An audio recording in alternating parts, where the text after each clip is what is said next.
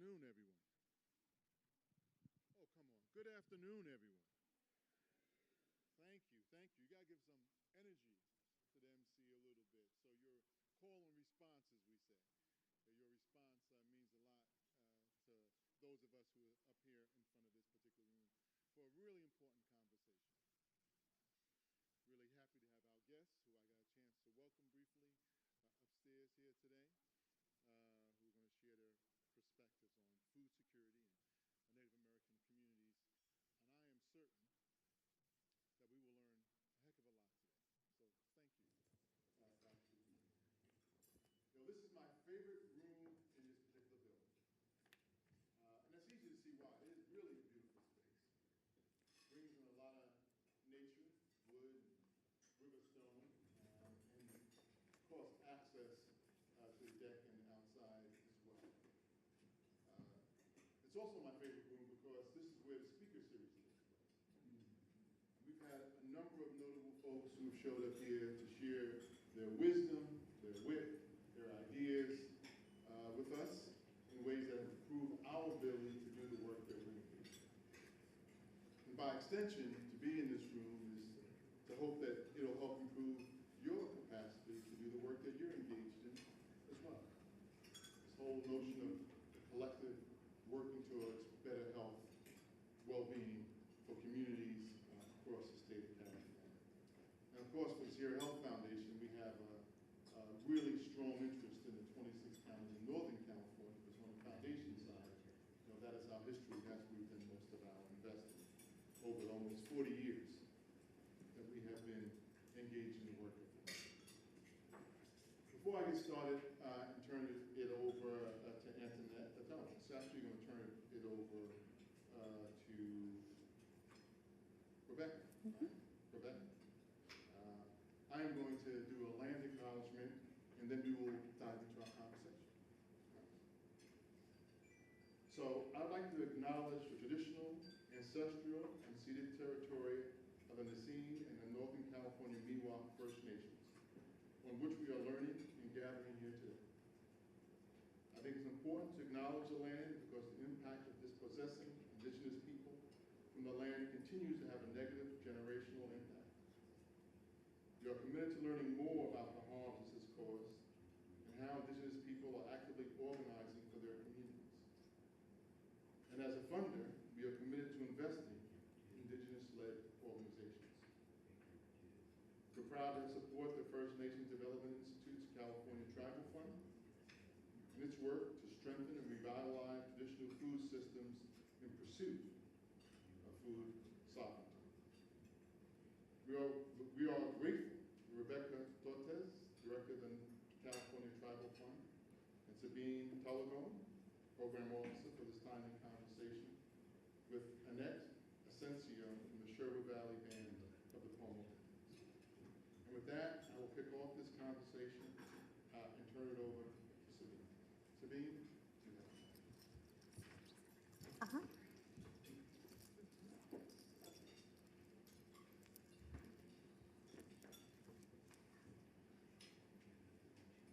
Make sure it works. Perfect. Let me move this up just a tiny bit. Okay.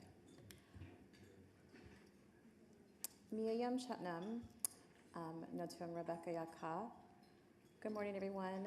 I want to start with thanking you for allowing us to be in this space today and to share with you and to meet with you on this beautiful land. I'm very excited to see so many people in this room that are showing an active interest in what we'll be talking about today. My name is Rebecca Tortes. I am Payam Kwicham, also known as Lisenyo, Kawia Anistabon Sioux. I am the co-founder and director of the California Tribal Fund. We are a fund of First Nations Development Institute. We are a new fund, and I like to, a little too far, there we go. I like to start by kind of telling a story of how we came to be where we are today and where we're gonna go. And then we're going to be talking about a little bit of how California history has affected food systems here in California. And then Sabine and I both were very adamant that one of our grantees should be sharing the stage with us Often in these spaces, we are asked to speak for the people, the tribal people we work with. We're both California tribal people, but we always want to make sure above all else that our grantees and their stories and their successes are centered. So a little bit about the California Tribal Fund. The California Tribal Fund, I like to say, we began in a way that some might consider small. It's a small story, it's a simple story, and the story of it is this. Two Native American women sat down actually in Sacramento. I wish I could remember the sushi spot because you'd probably say, oh, we've been there before, to have some sushi and talk about our respective experiences with working with private philanthropy in the state of California. I was a previous tribal administrator, grant writer, and consultant to Southern California tribes for about 20 years. And when I began to work as the executive director at California Indian Basket Weavers Association, I found that trying to go after a private philanthropic fund was at most maddening and maybe just tolerable on most days. I really felt that with the powerful philanthropic community we have here in California, that there is no reason why less than 0.4% of every dollar makes its way into California tribal communities, and that's through programs that are not California Native-led. They're through programs that happen to serve California Native people as part of their other services. So of that 0.4%, 65% of that 0.4. So I sometimes I wish that I was better at math because then I would just show you are there periods on Penny? Like we the people and there's a period. That's like what the type of funding we get. So we launched the California Tribal Fund in February 2020, 3 weeks before the state shut down. We got together a group of 12 cultural practitioners and talked about what we would like giving to feel like, not what it should look like, not what the processes should be, what would we like it to feel like? So we got together with those people and we created our mission for the California Tribal Fund, and I'll talk to a little bit about how we do funding. I wanted to make sure that I grounded this conversation with the mission of First Nations Development Institute, as we are a program of First Nations. So at First Nations Development Institute, we invest in and create innovative institutions and models that strengthen asset control and support economic development for American Indian communities.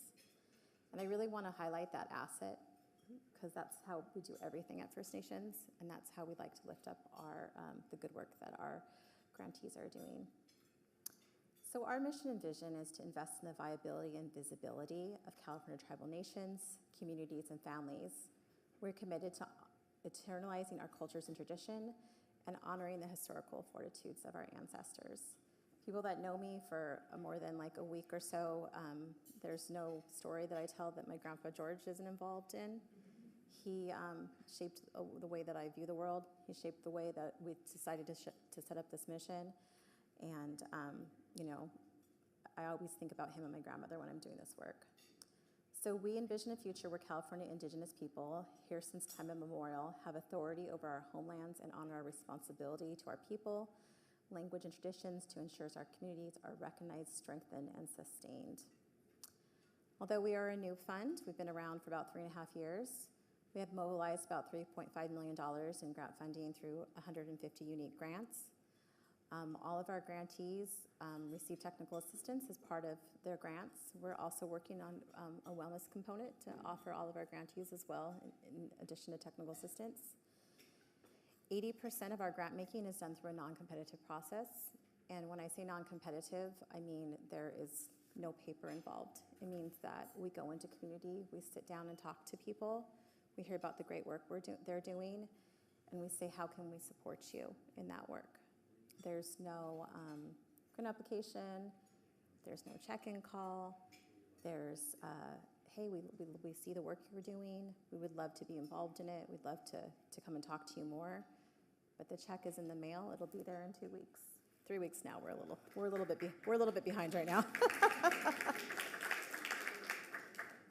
Myself and my staff, we're all California tribal people. We are in community on all the time, all the time. So we do things a little bit differently. This is our grantee map. So we are in 36, I believe, of our state's counties right now, from border to border is what I like to say. Every time I look at it, I think, wow, this is great for 3 years, and I think, like, where are we going to be in another 3 years? So it's very exciting. We do have 4 main program areas, and we'll be talking about, food sovereignty today, but I just kind of wanted to let you know that we have 4 different program areas. We have access to and stewardship of ancestral lands. Can you still hear me? It feels like okay, sorry. And waters, which we put that at the top because everything that's below that everything that we do has connection to land. So food sovereignty and community control of local food systems, fire and drought, which is obviously a big deal here in California, and then youth and culture and intergenerational programs. As I said, we just have a really simple, I don't like to say like process, like we're in community, we're talking to grantees who we feel that we could help serve. We talk about CTF and their work. It's usually like an hour conversation. I think when we talk to Antoinette on Zoom, it's an hour conversation. We tell the grantees, this is how much funding we're able to offer you. And that's the end of the process. We do have one formal RFP each year just because we do work with larger scale funders. This last year's formal RFP was our access to ancestral lands. We're in our food sovereignty currently, and then next year will be youth and culture. And with that, I'm going to hand it over to, wait, is that it? Or did you want to do the first 3 sets? Oh, the first 3 sets. Okay, sorry. So when we were asked to speak here, we really wanted to talk about, in these spaces, it's all about definitions, metrics, all those types of things. And we just kind of wanted to ground it in a conversation of what we define as Native food sovereignty. And I think when we first just started this conversation, we realized all the time, we get placed in conversations where they start with food insecurity. And I don't like to start, I don't know about you, like who likes to start anything with insecurity? I don't want to start my day with insecurity. I don't want to end my day with insecurity. I don't want to start a conversation with somebody that I want to know more about insecurity. It's important, but we don't like to use deficit lenses. So, people can overlook the root food issues for Native people. And I always say, framing shapes solutions. So how are we framing it? So Native food sovereignty is the right of American Indians, Alaska Natives, and Native Hawaiians to produce their own traditional foods on their own lands to sustain themselves, their families, and their communities. And why is this important? We talk to people a lot. If you are producing outside of your community, you're outside food producer, what is your stake in that actual community? Our tribal people every day, that is their stake in their community, is making sure that their communities are taken care of, that they're well fed, that we are bringing our traditional foods back. Related to health equity, to address food security, we have to address food sovereignty, land sovereignty as well. Health equity means that all Native peoples are able to attain their full potential for health and well-being. And for us, Native health is a multidimensional sense of well-being, to be in harmony and balance emotionally, spiritually, mentally, and physically interconnected with all things belonging to our ancestors and surrounding beings. When we talk about Native foodways, this is kind of our definitions for them. Native foodways is we're looking to restore our ancestral foodways to restore balance and harmony to our entire food systems. We are embedded in cyclical, seasonal, and regional environmental changes. We want to reconnect with traditional responsibilities and maintain balance with our natural environment. And we believe that practicing cultural foodways is entwined with access to land and control. So I am Kauia, and one of the things that when I'm talking about this space, our food systems went like less than 150 years ago. One of our main sources of food was mesquite. And we actually had a beautiful 6-season way of how we describe our mesquite each year. So like it's budding trees, blossoming trees, beans form, beans are ripe, the falling of the beans, midsummer, cool days and cold days. Like there is a word and a phrase for every single one of those 6 things. And to me, like that is just shows like the power and the beauty of the way that we view food and the way that we view land as, you know, from a concentric point of view, and not like what can we take from the land, which is a very Americanized view. And that was the fun, like lighthearted part. I'm going to turn it over to Sabine to talk about how the impact of colonization had affected our native foodways and sovereignty. Is my mic on? Go ahead. Is my mic on? No? I can just stand over there.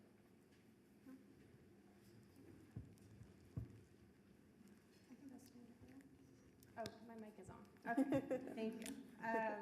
So yes, I'm going to talk about, give you a little refresher, go over some of the impacts of colonization on native food sovereignty. Obviously, I'm not going to cover all of, you know, California history, but as we acknowledge that preventing access to traditional food systems and their sources as a colonizing strategy to control tribes, we want to just give you some highlights about how that has manifested in California history, even before California was called California.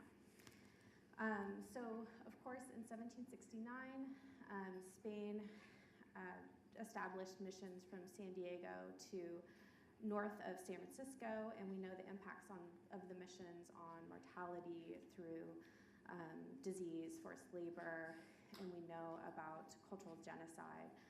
But we also want to think about cattle herds, so their impact on food sovereignty. They destroyed native plants, damaged soil, brought invasive plants, you know, all of the grasses that we see on the hills of California.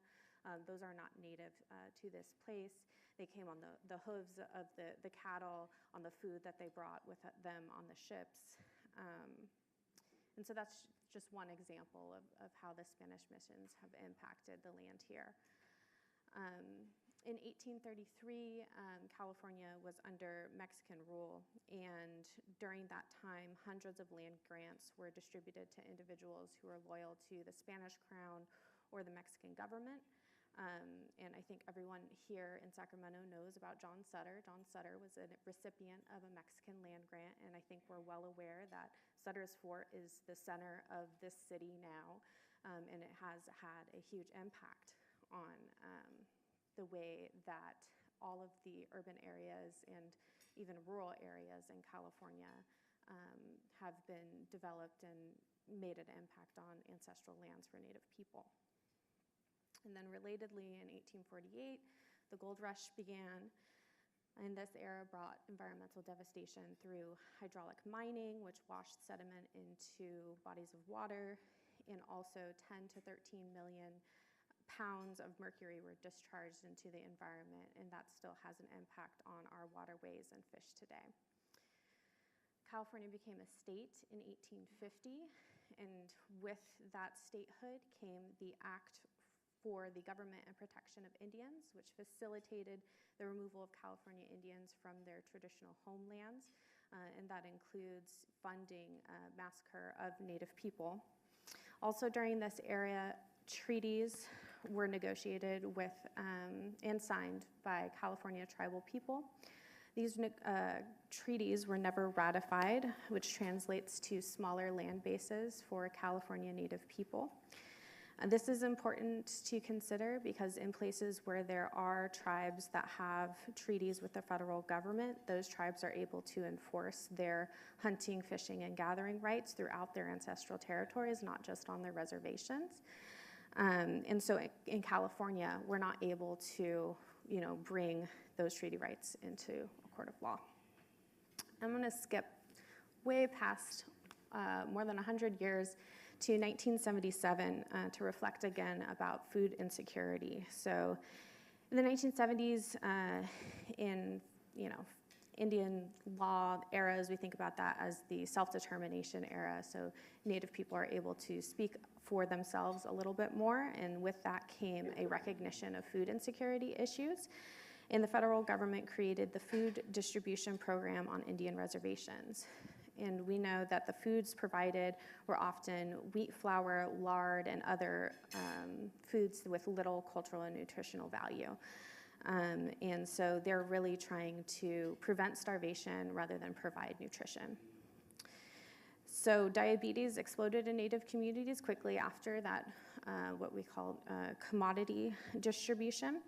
So I don't want to focus on the readily available health disparities. Of course, you're a health foundation, you know all about it. But I do want to just, note that in California, Native people who identify as having California tribal heritage are twice as likely as individuals from tribes outside of California to be diagnosed with diabetes. So it's still impacting us. This impacts to the land. Food security is a huge problem for Native and rural communities, but it's important to remember that access to traditional and cultural foods has been diminished by colonization by way of displacement and destruction of ancestral lands. When there's disruption to cultural foodways or the environment that holds the food system, the health of tribal communities is at risk. So we still got problems. We got contemporary challenges to Native food sovereignty. So now most of California tribes that have land are located on land parcels that are cut off in large part or sometimes entirely from the ecosystems that are important for traditional foodways. And then we know that there's a lot of non-federally recognized tribes in California, and those folks often have no land base whatsoever. So access and ability to steward land is then highly dependent on the cooperation of private landowners and public managers, and you can imagine, or public land managers, and you can imagine that that is quite challenging.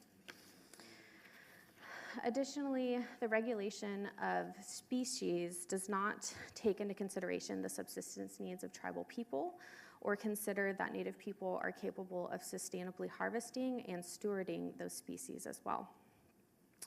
And industrial agriculture has a huge impact on the soil health, the atmosphere, and our waterways. And it's worth noting that many of the desirable areas where we have agriculture now are the same areas that people stewarded for millennia for food and material gathering. And then we know climate change has a huge cascade of effects on the ecosystems, and then the diversion of water to arid and urban areas impacts tribes in a plethora of ways. You can learn more by learning about the impact of dams on tribes. And then fish are a major component of Native foodways, but even where there are fish, there are concerns about mercury and PCBs. And again, think back to that impact of the gold rush. List can go on, but I'll stop there. So kind of clearly we have a lot of challenges, but as we work together toward food sovereignty, we're also working towards healing, which I think is why we're all here. And so I just wanted to share this quote from Janie Sims Hip that I think encapsulates that. When Indian country lost its ability to feed itself, through whatever means, we lost that part of ourselves that supports our ability to thrive. It is only by regaining our foods will we be able to restore our health, our resilience as peoples, and secure and the stability and diversification within our own communities and local economies. So access to traditional foods means access to knowledge, means access to economic resources, and most importantly means access to land and water. First Nations does work to help ease this process for the tribes, and we're grateful for all that join us in this effort. There's not a one-size-fits-all approach. California is different from Indian country and other places, and there's a lot of diversity within the state. All tribes are at different stages in their efforts to restore and access ecological systems that are the sources for their food, traditional economies, and traditional subsistence. In my community, that means that, I'm Chumash. I didn't introduce myself. Oh my gosh, I'm so sorry. Haku Muktuka, Sabine Talogan. I'm Chumash, and I am the program officer. Looking forward to one day when I'm a program officer for the California Tribal Fund, for the California Tribal Fund at First Nations. So I'm Chumash. It's a coastal community near Santa Barbara. And so food sovereignty for us would mean that our kelp forests are healthy so we can access the relatives, the fish, abalone, and so on there. That our oak woodlands are healthy and we have access to plenty to gather, to store for all of the seasons, and that our neighbors to the east are in right relationship with elk so that we can trade, because traditional economies are very important to our food sovereignty, and we can live in abundance and everyone can thrive. We wanted to share a couple of examples of the food sovereignty work that our grantees are doing. So Rebecca mentioned that our RFP, or our cohort this year, is food sovereignty. And so we have folks working on connecting youth and elders through food education programs, doing food sovereignty assessments and plans, supporting tribal fishing licenses and gear, and providing traditional food processing classes. One of those grantees is Robinson Rancheria. They're actually not of that cohort, but they've been doing this work throughout the pandemic, providing access to fresh fruits and vegetables through a community garden. And this project was envisioned by tribal elders and is currently managed by the elders, the environmental and cultural departments. And it has grown from 2 to 5 acres over the last couple of years, and has been instrumental in contributing to food security for elders. So they gather the fruits and vegetables, and they distribute them during elders' gatherings. We also wanted to just point out the diversity or disparity in tribal food sovereignty resources throughout California. While we understand the general challenges California tribes face in terms of food security, we also want to think about the differences. So looking at 2 of our grantees, we have the Yurok tribe and the Wapchumni tribe, both of which do amazing work in terms of food sovereignty. The Yurok tribe is a federally recognized tribe, meaning they have access to federal resources, and they have an 85 square mile land base, which includes important plant, animal, water relatives, and it's worth noting it has been hugely impacted by the logging industry. They also have an MOU with the state parks that facilitates their tribal members gathering access on ancestral lands currently managed by state parks. And then we have the Wapchumni tribe, which is not recognized by the federal government, meaning they do not have access to those resources.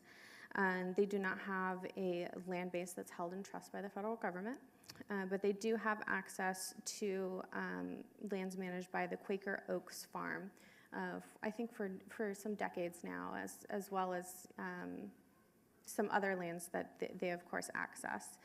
Both of these tribes need more access to ancestral lands to ensure that they can practice their food sovereignty. Because UC Davis recently did a study of the Klamath Basin tribes and found that even though you have these large land-based tribes, including the Yurok, over 99% of people surveyed in the region said they want more native foods, and nearly 70% said that they never or rarely get access to native foods that they want. So even with the tribes that we think of as perhaps well-resourced, there are still a lot of challenges there. And so, access and ability to control land and the health of lands and waters. That's my main message. So if that's all you take away, that's great. I'm going to hand it over to Antoinette now.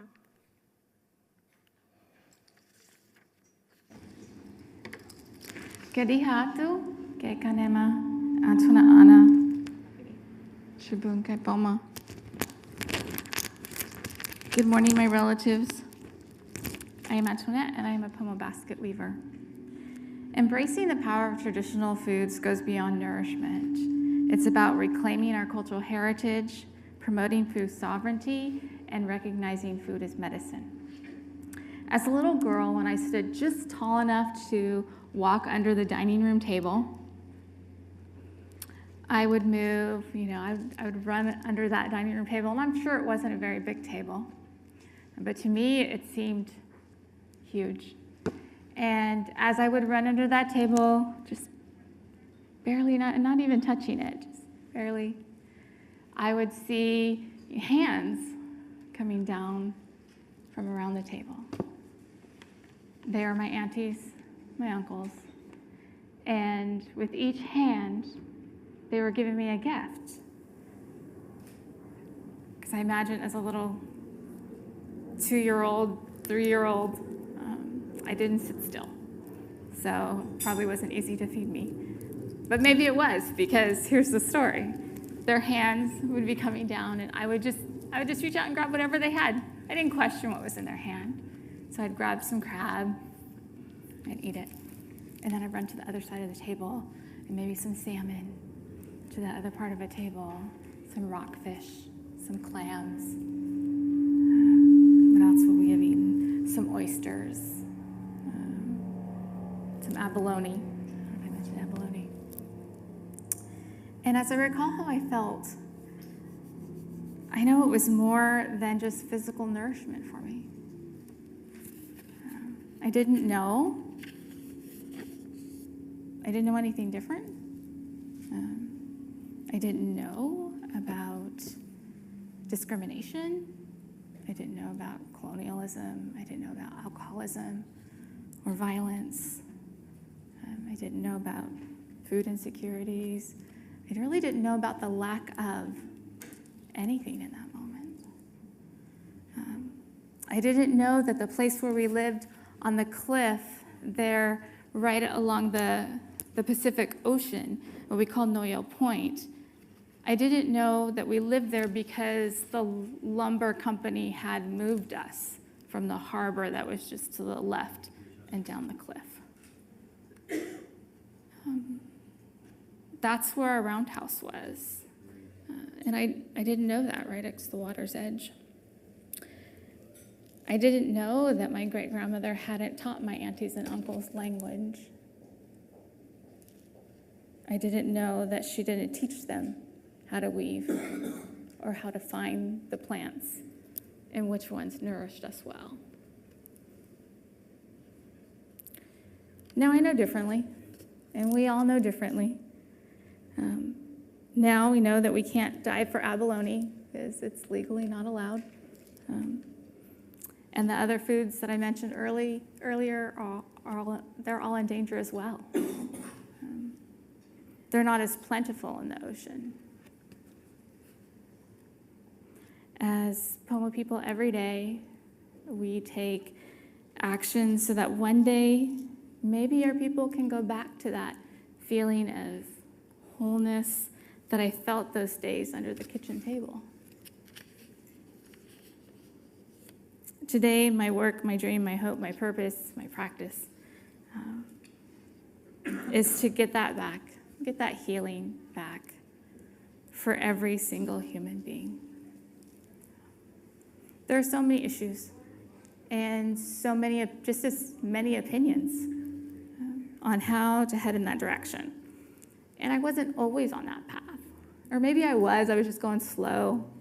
I get distracted over here, distracted over there. I was a mother, daughter, wife, sister. Some of those things I still am. I was an entrepreneur, worked in the finance industry, manufacturing and production. And one day, I found that my son was no longer breathing here on this earth. And it was due to, you can boil it down to identity crisis. He didn't know who he was. And he was son of my heart that came when I married his father. And that took a lot of healing, and that took a lot of figuring out that the land is where I was going to get my healing. So there came a point in my healing process that I couldn't no longer stay in bed. I couldn't no longer not speak. I couldn't no longer not take action, because our youth needed to know that they belonged and they needed our culture. Culture provides through embracing our stories, the good and the sad, providing them with nourishment through the food systems, from putting the seed in the ground to taking care of it together. So it's the planting, the nourishing, all the way to the gathering and the time that you're spending with each other and telling stories that my mother told me and my aunties and uncles told me, and some from my grandparents. So today, we are healing through culture, connection, and community. So through relationships. Relationships not only with each other, but relationships with the land, with the water, with places, with the trees. If you talk to my husband, one of the questions I said is, do you want to meet my best friend? We want to meet my tree.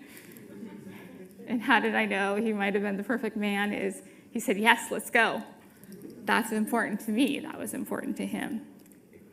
So we're creating opportunities for multiple generations to gather, to feast, to share stories, family stories, stories of strength, stories of resiliency, stories of what we call survivance.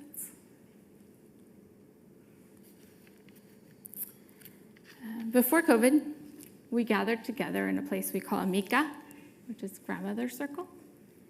And we would bring food, kind of like a potluck. We would have raffle items, things that we had at home that maybe we no longer needed or we wanted to share with others. It was a place of Jano Jano Din, telling stories. And there we shared the way of our grandmother's teachings. We shared the things that we knew and the knowledge that we had, whatever that might be. When COVID began, we felt the lack of being together. Excuse me? The lack of connection. So when we all heard all this, this language, so the term of social distancing, we immediately just did not like that term because we're social people. And to take that away is its own type of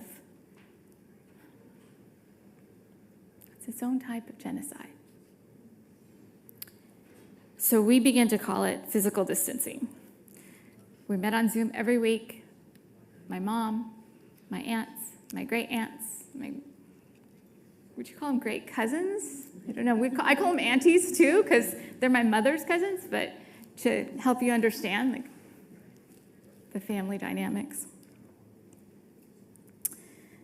After a while, when we saw that it became clear that we're not going to be able to go back to being in person for a while, we started meeting on Zoom for Amika, for Grandmother's Circle. And so for those that were able, they had sewing machines, they had materials, they had beads, they had all the materials and supplies. Great. There were a lot of people that didn't have them and couldn't access them. So my aunts, cousins, sisters, and I, we would put kits together. And if somebody said, if we're coming, we want to come do that with you, this is what you're doing, we want to do it, then we would mail it to them in advance. It was a lot of work. We weren't used to it, but we would mail them fabric. We even made patterns, because usually in person you would help them and you would show them how to do it. But when you're on Zoom, we've gotten a little better with it. I think we all have, and creative, and we've learned how to share our screen and do different things. But back then, new to it. And so we would mail that. Today, we gather almost daily with our youth. They love to eat, so we've created a space where they can come and eat. They love smoothies. That's by far their favorite thing. They will have smoothies over pizza. So they will tell you, oh, we have a smoothie bar, and they're all excited about it. They come into the building and they don't see it set up. You can see they're a little bit more sad. So almost daily with our youth, and we use art as medicine as well. every 2 weeks with our elders, they meet, they discuss, they have speakers that come, and these are usually indigenous trainers, tribal members, even non-federally recognized individuals, because they are our community as well. What do we always have available? Flora and fauna, so food and plants. If someone gets COVID now, or even any other illness, because most illnesses will be respiratory, then we provide them with plants. We provide them with cedar. We provide them with mullein. Mullei's not what I would say a traditional plant, but it's one that's growing now. And so one thing my auntie always told me was, pay attention to what's growing around you, even if it's a blackberry bush, because you can weave and you can use that plant, even if it's poison oak, because it has powerful benefits. We are still here, and our seeds are still here. So food as medicine is more than nourishment. It encompasses all our senses, our spirituality, culture, language. It's a sense of well-being. You know, when I was younger, my auntie took me to teach me where to gather basket materials, in particular the root of the sedge grass plant grows in the sandy earth along the rivers that flow in and out of the Pacific Ocean. So that's where I built my relationship with land. Barefoot, in the land, with the plants, my hands in the dirt, listening to the birds sing, the bugs buzzing, all different kinds. Even silence under the large mother oak trees. I was grounded, and I understood the importance of knowing where I come from and where I belonged. And that's the importance of sharing, passing down stories, best practices, and experiences of the way that the land has healed us and helped us. Elders and youth have expressed their gratitude for the programming that we're able to provide them. Laughter fills the empty spaces between us when we come together, or when they come into the building, or even when we gather outside even more. And that brings hope and healing. So this year, for the first time, we are creating an opportunity that First Nations has helped us to provide. And it's going to be the first Acorn Conference in California. We're bringing tribal people together from all 4 directions. Kind of looking at it as we're the center, but everyone is the center of their universe, right? So that's going to be happening soon.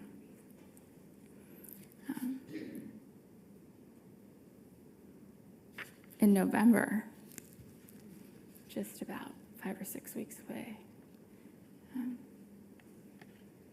There we're going to have speakers from all throughout California they're going to talk about how food is sacred to them, and how food is medicine, and how it's more than just nourishment. They're going to talk about what kind of oak trees they have, and what type of acorns they have, and show the process, and how they've traditionally done it, and how in contemporary times they've been able to adapt. We'll have youth, we'll have an art exhibit. So now we come to the part where it's always a little difficult and maybe awkward to talk about what can you do, right? Overarching, we know that, and I have confidence that you know too, that we could change the narrative, we can educate our colleagues, we can change policy, we can support programs. We can support programs on an overarching basis, or even directly support programs in our neighborhood. I have a more personal ask. I would like you to set aside 60 seconds to meditate on your values and reflect on the stories you heard today. What teaching did you hear that resonated with you? Do you see the interconnectedness? Then tomorrow I want you to do it again. 60 seconds to reflect on how that connects to your responsibility. And how that responsibility, motivated through your values, can affect change for our Indigenous youth and support and recognize food as medicine.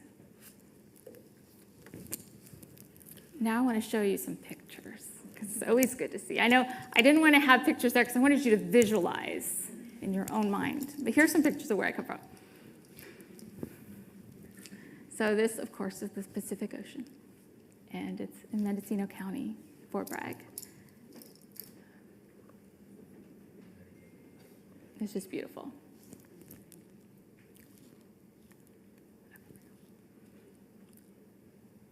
The ocean provides many resources. And just, I see that, I don't know that if I was the one that put the footprints in the sand, it could have been somebody I was with, but even seeing the picture, I want to take my shoes off and just walk in the sand and into the water there. It's just a different feeling.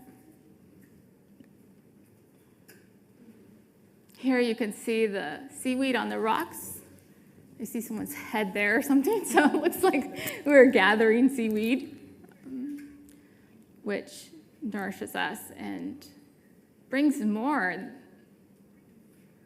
When we bring seaweed, whether it's right from the ocean and it's wet, or we've dried it, or we've even cooked it, when you bring it to someone's table, someone's house, or you say even if you say you're going to bring it, you can see that person just, they're standing up a little bit straighter, they're smiling, they're anticipating, and they're feeling that. So here's more where the tide is low, and you can see the seaweed.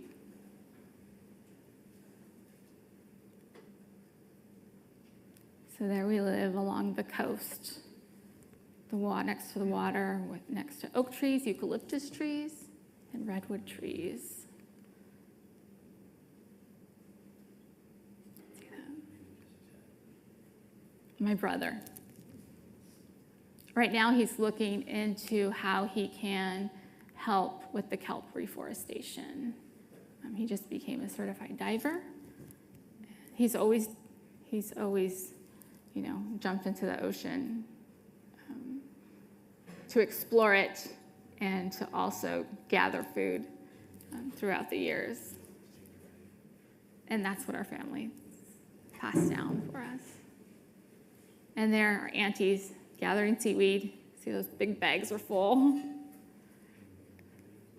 Here again, aunties gathering. And of course, you can imagine happiness, talking, laughter.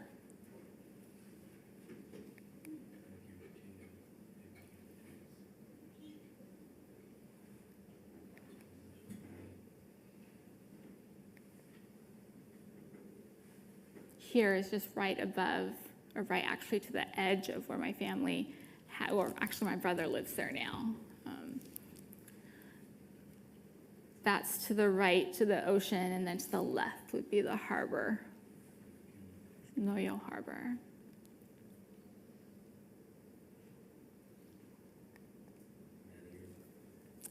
Yahweh, thank you.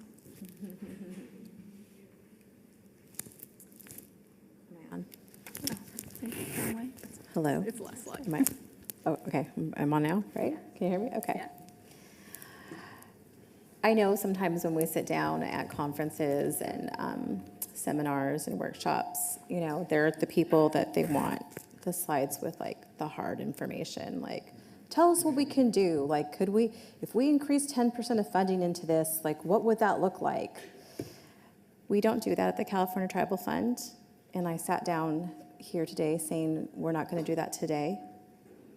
We talked about food systems, and I want to talk about what they mean to us feeling-wise in terms of like our day-to-day lives. I think that in philanthropy, we're all part of a system that exists because of the exploitation of others. And we are part of that system, and what are we going to do as part of that system to change that from the inside out? So when I do this work, I want to remember stories like Antoinette told us, and that's, to me, we'll get to the metrics. We'll get to all of those things. That's where change happens. We do want to offer some resources, though, for you. If you haven't seen it already, there is an amazing documentary that we co-produced. It's called Gather. It's on Netflix. It's about current food sovereignty movement. One of our grantees is in that. It's not only for California, but one of our grantees from California is in that. Our First Nations Development website, everything we do with transparency. You're welcome to download anything. We have really great materials on perspectives of Native food sovereignty and health equity. That idea of lack to abundance. I don't think that we lack anything. I think we're just learning how to get back to those resources. Sabine and I were recently down in southern San Diego, which is southern, but San Diego, and we were attending an event, and there was a woman that had done a We Wish. It's a traditional acorn mush, which is what Antoinette's going to be doing, the Acorn Conference. But, it's so distressing to me that in our tribal communities of hundreds of people, you might have one person that knows how to create that. So that's where I'm talking about, again, like change and ignoring metrics and actually thinking about intergenerational change. But we do have those. If you do want that slide with everything, and if you want, the data, those are the resources that you should look to. We recently did a California policy considerations for California Native communities based right around this, and also recognition and support of Indigenous California land stewards, practitioners, and concentric ecology. One of our grantees, Tongva, Samantha Johnson, we always say, or she says, and now I always say too, Native Americans were a keystone species. If you, when we visit land that is stewarded by our tribal people, you can see the difference in that land next to parcels of land that are not being stewarded by tribal people. I like to say, the land knows. We find our truth in the land. As Deb Murillo would say, go find your truth in the land. So I hope that some of the things that we said today resonate with you.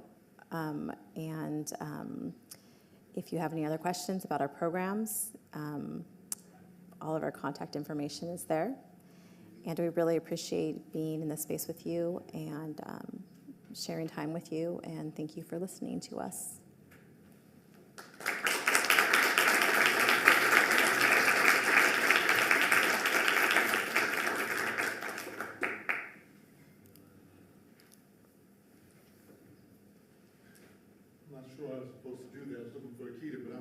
Take a little bit of prerogative here and say, would you take a few questions from the Absolutely, yes. Questions?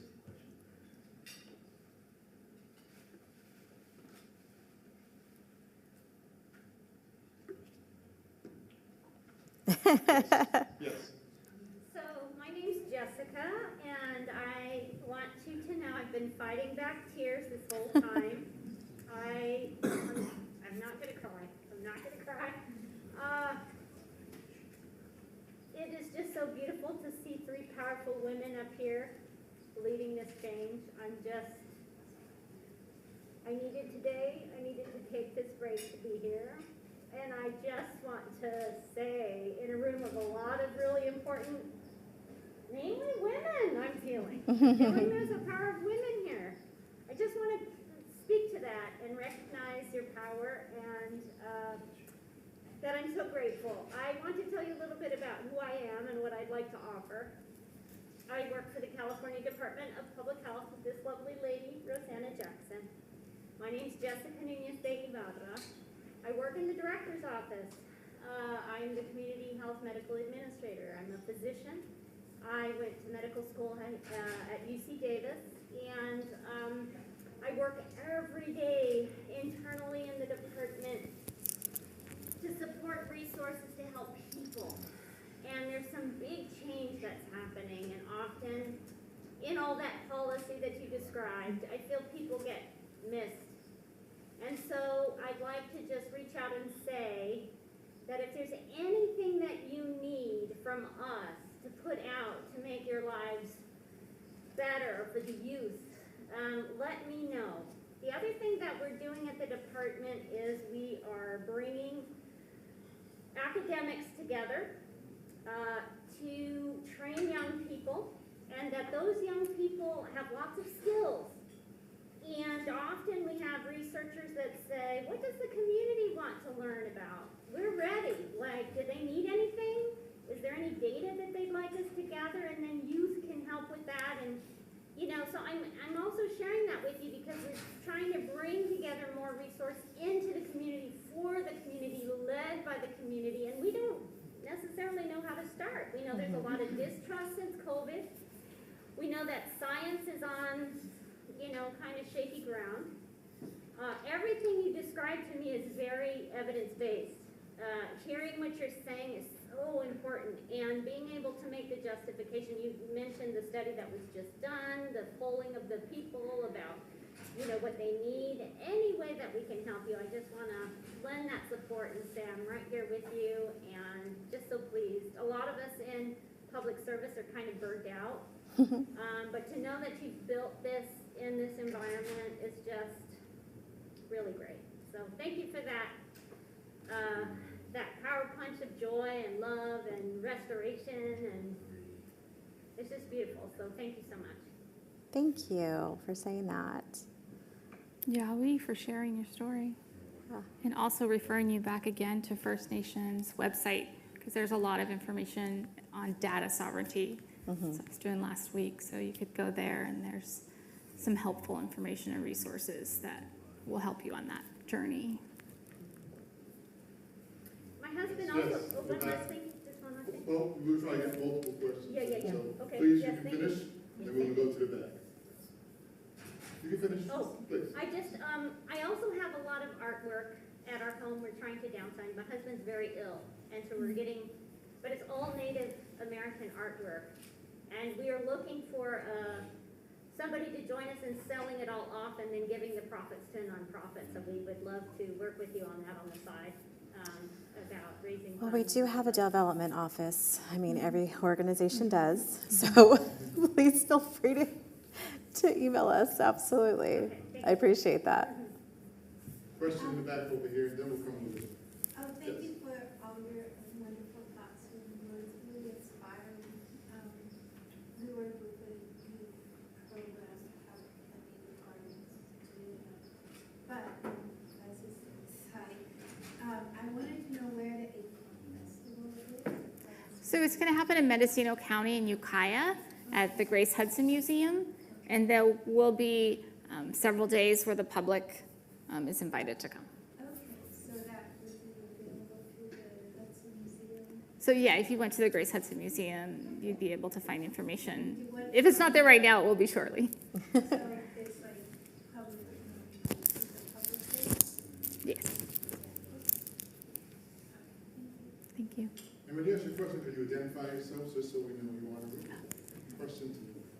Hi, my name is Gabby Nunez, and I'm from San Bernardino, California. Oh, San Bernardino. Woo. Yeah, we traveled a bit. We're here representing our new organization we're working on. It's Bloom Organization. We hope to do the 501 hopefully very soon. We're very, very new with our mentor, Sandy Bonilla, who's helping us out. But my question is, as people who are new to having their own organization, might not have the most extensive, what do you say, like work years, so we're still pretty new. What would be a recommendation to us? Like our youth organization hopes to empower youth through entrepreneurship. We hope to empower the San Bernardino youth to become entrepreneurs, to gain control over their own future, and also to do it through the arts. It be in food, it be in art, it be in music, whatever. But what advice would you give us as people who are starting their own organization, as women? And, you know, we hope to have a board that represents our city. We hope to just, you know, change the look of what an organization is in San Bernardino and make it powerful. So what advice can you give us? I'm going to give hard advice, then I'll give you practical advice. Hard advice is everything that you want to create, if you create with good intentions, is already there. You're just moving towards it. So it's already there. You just have to move towards it. So just think about that like every day. Like it's like, I always say, like, you're driving down the road, like with my daughter or with people, I'm like, it's already there. The destination's already there. You're just moving towards it. So that's my hard advice to say, like, when you get down, it's already there. You're moving towards it. If you are looking for local organizations that do food work, I live in Claremont, California. So, there are a lot of organizations in that area. Uncommon Good. I am part of the LA Food Funders group as well. So if you're looking to get connected into some of those spaces to just kind of learn alongside other people that are starting in this space, I know the people that are in that LA Food Funders group, and I'd be happy to make an introduction to you. Don't recreate the wheel is what I always say, for anybody. I don't, because I live in LA County now, but I grew up in Riverside, I don't know much about San Bernardino resources, but please, when I tell people to email me, people know this, if I tell you to email me, I will email you back. Like, it's not going to be one of those, like, well, call me and then I'll never talk to you again. But if there's any way that my network can ever help anybody else, I'm always happy to share it. We do everything at First Nations with transparency and with a heart of giving. There's nothing that we do that is private. So our resources are your resources. Our resources are community resources. So yeah, please just email me too. But remember the heart. It's already there. You're just moving towards it. I think consistency. Consistency is important. Just knowing you have your first event, you might be maybe not the happiest with the participants that turned out, but just know consistency. People get to know that you're going to be there, and you build that relationship. And like she said, it's already there. It's just you have to walk in that direction. Thank you. Is there a final question or comment? Yes, you're Sarah. My name is Sarah Barnes. I work for an organization called Sierra Nevada Journeys. We do outdoor science education in Sacramento and Reno and up in Loomis County. And I just have a question about, I guess for lack of a better word, technical assistance. So as you're attempting to restore food sovereignty, and this is from the funders' perspective and also for UNJNet,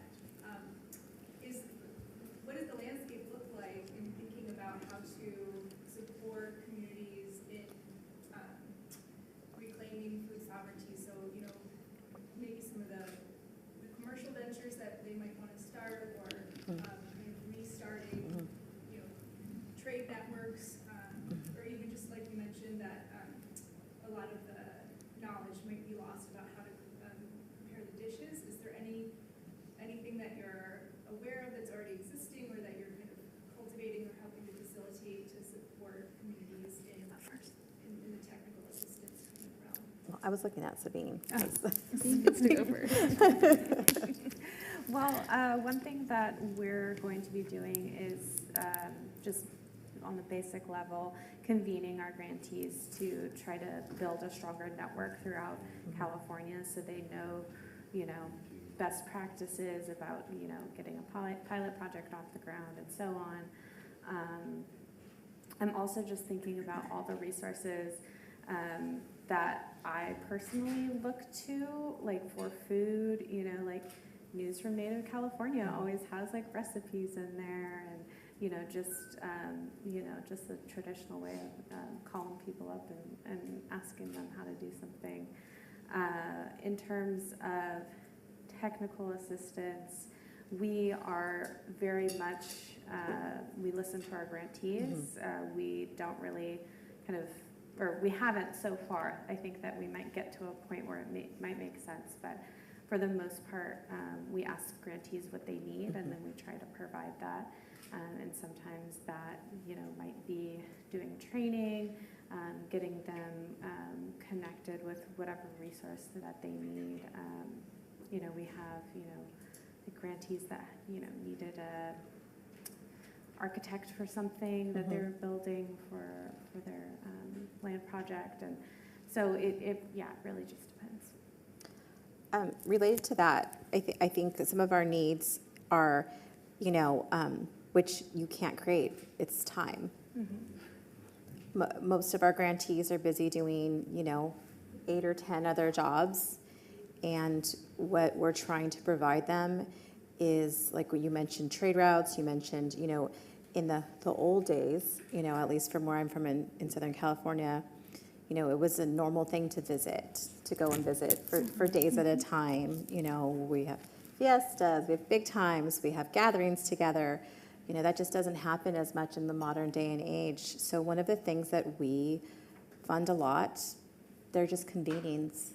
They're for people to sit down and have like heart-to-heart conversations and learn from each other. And so it's hard as an organization to sell that as a package that people are like, wait, I don't want to pay for food. I don't want to pay for this. I don't want to pay for people to just talk. What's your objective? We'll have 100 Native Americans talk about 12 food sources and receive 40 hours of training, which will result in a 60% increase in their knowledge about traditional, you know, whatever. So it's a space we're still working with. You know, what we're doing today works. We're open to, if that doesn't work in a year, we'll pivot. You know, so yeah. Our technical assistance is very broad. It's very broad. So, and that scares people sometimes because they want that objective. So, Antoinette. Let's thank our guests. Okay,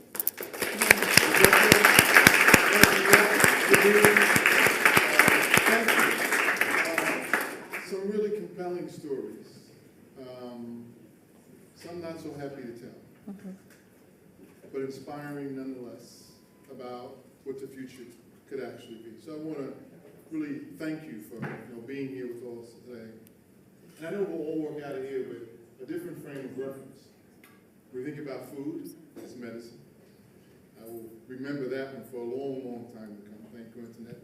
I consider it to be one of the gifts that I've received today. And having had some family members who've gone through some serious illnesses, and to really rethink their diets.